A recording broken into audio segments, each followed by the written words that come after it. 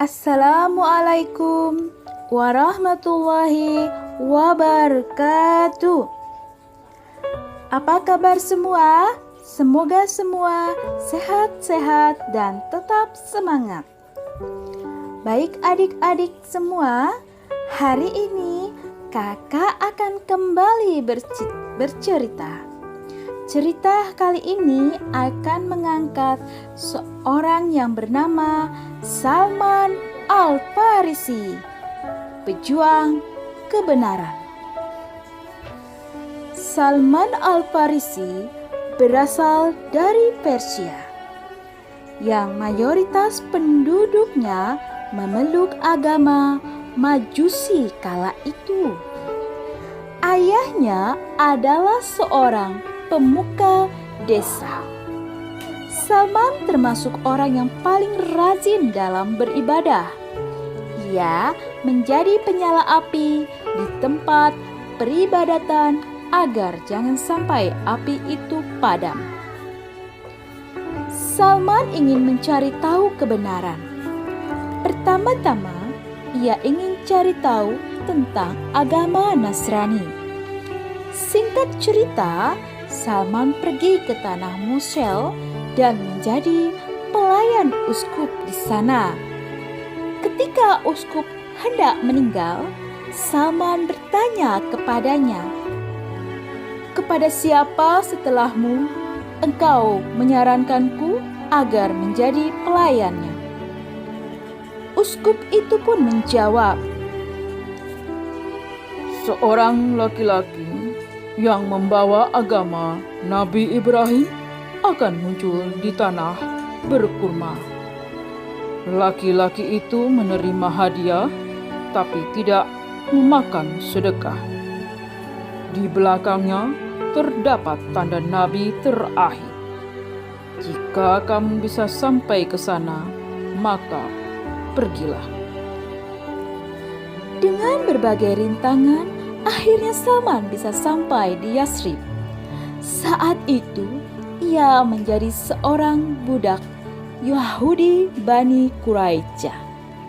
Suatu hari, setelah mendengar kedatangan Rasulullah SAW ke Madinah, Salman pergi ke tempat tinggal Nabi Muhammad SAW dan memberi beliau kurma sebagai sedekah.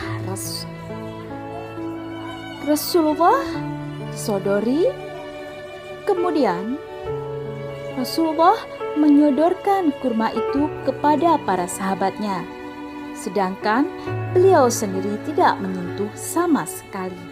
Salman berkata dalam hati, "Ini satu tanda."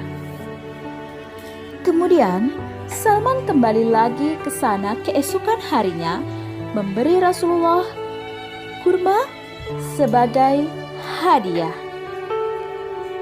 Rasulullah menerima hadiah dan Rasulullah pun memakannya serta menyuruh sahabat-sahabatnya makan. Salman berkata, "Ini tanda yang kedua."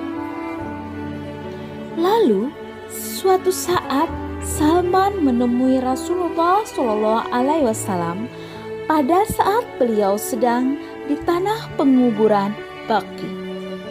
Salman mengucapkan salam kepada beliau dan Salman memutari agar Salman bisa melihat punggungnya. Rasulullah paham maksud Salman, maka beliau membuka selendangnya dan Salman pun melihat tanda kenabian itu. Salman akhirnya memeluk beliau dan menangis. Sekarang Salman telah menemukan keselamatan di dunia dan keselamatan di akhirat. Salman menceritakan kisah perjalanannya kepada Rasulullah dan para sahabat beliau. Salman sangat berjasa saat perang Khandaq. Dialah yang mengusulkan kepada Rasulullah agar menggali parit di sekeliling benteng sebagai strategi perang, hingga akhirnya kaum muslim mendapat kemenangan. Baik adik-adik semua, itulah tadi cerita kakak Selfie seorang sahabat Salman Al-Farisi, pejuang kebenaran. Sampai berjumpa dan bertemu kembali di cerita-cerita berikutnya. Assalamualaikum warahmatullahi wabarakatuh.